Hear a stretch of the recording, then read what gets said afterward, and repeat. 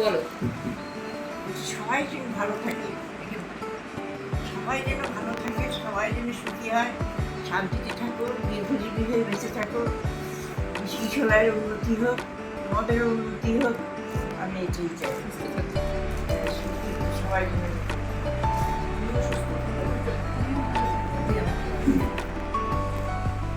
কিশলয় তো আমার জীবনের একটা অংশ। আমি কিশলয়কে ঘিরেই বেঁচে থাকি। যখন কিশলয়ের পথ চলা শুরু হয়েছিল তখন একটা স্বপ্ন দেখা ছিল আমার, এই ছোট ছোট শিশুদের নিয়ে একটা কিছু করব। এই যে জীবনের একটা সন্ধিক্ষণে গিয়ে যে মানুষের কিছু একটা করব, কিছু একটা লক্ষ্য থাকা চাই, সেই লক্ষ্যটাকে আমরা পৌঁছতে হবে। আমার যখন 23 বছর বয়স তখনই আমার মনে হয়েছিল আমি একটা কিছু করবো যেটা আমি ভবিষ্যতের জন্য আমার ভালো হবে, আমি ভালো থাকবো।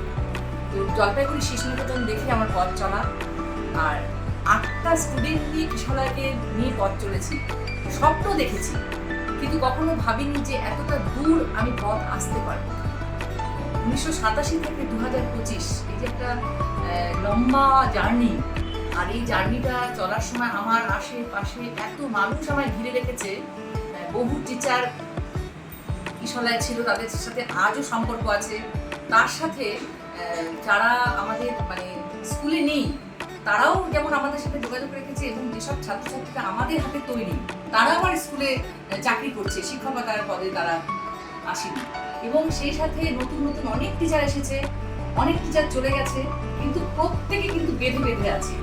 আর আজকে এতটা বছর পরে 1987 আর 2025 এই লম্বা জার্নির মধ্যে আমার মাকে কেউ কখনো এতটা দিন থাকতে দেখেনি। হয়তো বা কখনো একবার ব্রততী বন্দ্যোপাধ্যায় আমাদের স্কুলে এসেছিল, সেটা হচ্ছে 1998-এ ব্রততী বন্দ্যোপাধ্যায় তখন মা তার নাতনি মানে আমার দাদার মেয়েকে নিয়ে ঠিক দুদিন, এই গল্পটা আমি টিচারদেরকে বলি।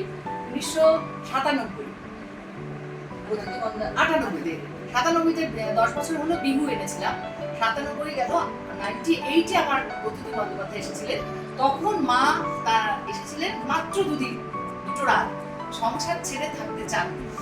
তারপরে আর একবার এসেছিল, আমার মনে পড়ে একবার কি দুবার এসেছে কিনা আমার মনে নেই। 2019-এ সরস্বতী পুজোর সময় এক রাত এসেছিলেন।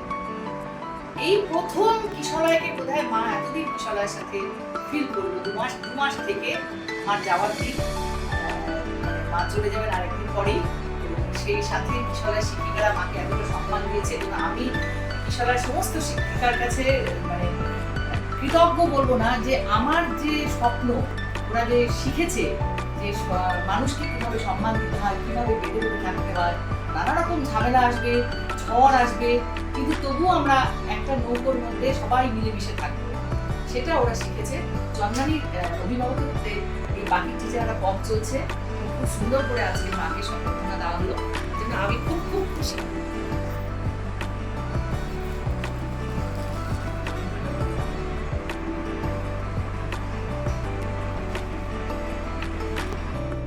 তুমি সমস্ত শিক্ষিকাকে নিয়ে মাকে একটা সম্বর্ধনা দিলে। মাই তো প্রথম আমাদের শিক্ষিকা, সবার ক্ষেত্রেই তাই, যে মাই হয় প্রথম শিক্ষিকা। আমরা কিন্তু ছাত্রছাত্রীদেরও সেটা শেখাই। তো মা তো 2 মাস থাকলেন, মা চলে যাওয়ার সময় তুমি এত সুন্দর একটা মানে তাকে সম্মান দিয়েছো, এই জন্য আমি খুব খুশি।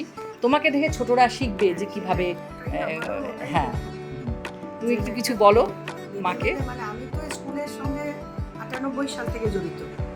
স্কুলে আমি ঢুকেছি চাকরি নিতে, বড় মিস আমাকে নিয়েছিলেন, এবং তখন থেকে বড় মিসের সমস্ত কিছু দেখা এবং শেখার আগ্রহটা, এই জন্যই বলি তোমরা ছোট যাই করো না কেন, আগ্রহ জিনিসটা একটা থাকাটা সবার ভিতরে খুব জরুরি।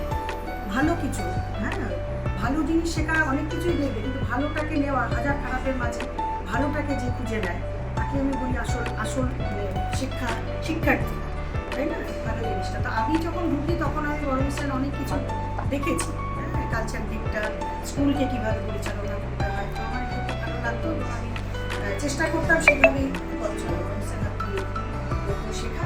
আমি যা কিছু শিখেছি সবটাই বড় মিসকে দেখে অনুকরণ করা। হ্যাঁ, এখানে যদি বলো আমি অনুকরণ করি বড় মিসের ভালো জিনিস। মানে আমি একটা শাড়ি পরলে বড় মিসের মতনই হবো এটা না, নট দ্যাট। বড় মিসের কাজটা সুন্দর, সেটাকে আমি সবসময় করার চেষ্টা করি। সেটা তোমরা এই জন্যই শেখা, যাতে তোমরাও সেটা পরবর্তী, আমরা তো একটা সময় তো আমাদেরকেও রাস্তা ছাড়তে হবে, পথ ছাড়তে হবে, সেই জন্য পথটা দেখিয়ে দিলে পথিক যদি সেই পথ যদি ঠিক মতো পথিক দেখতে পারে, তাহলে পথিকটা ঠিক গন্তব্যস্থলে পৌঁছতে পারে। বুঝতে পেরেছি? এটাই হচ্ছে মেন কথা। আর যার মা, যিনি এত বড় কিশোরের একটা স্রষ্টা, তার মা মানে রত্নগর্ভা, হ্যাঁ, তো তাকে সম্মান জানানো, এটা তো একটা আমাদের নৈতিক কর্তব্য। এটা আমরা করেছি, করাটা দরকার না কখনো। মাসিমা যদি ভালো টাকা এবং এবার তুমি যদি আমার যখনই আসবেন তখনই আমরা চেষ্টা করবো অন্যরকম ভাবে আরেকটা কিছু বেছে নিতে।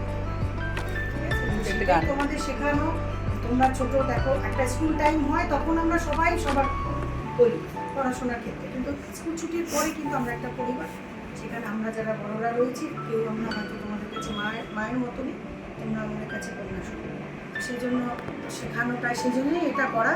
এখান থেকে তোমরা যে যতদিনই থাকো না কেন, এই ঠিক কতদিন যতটুকু, থাকবে, হ্যাঁ, কিন্তু যতটুকু থাকবে ততটুকু সম্ভব।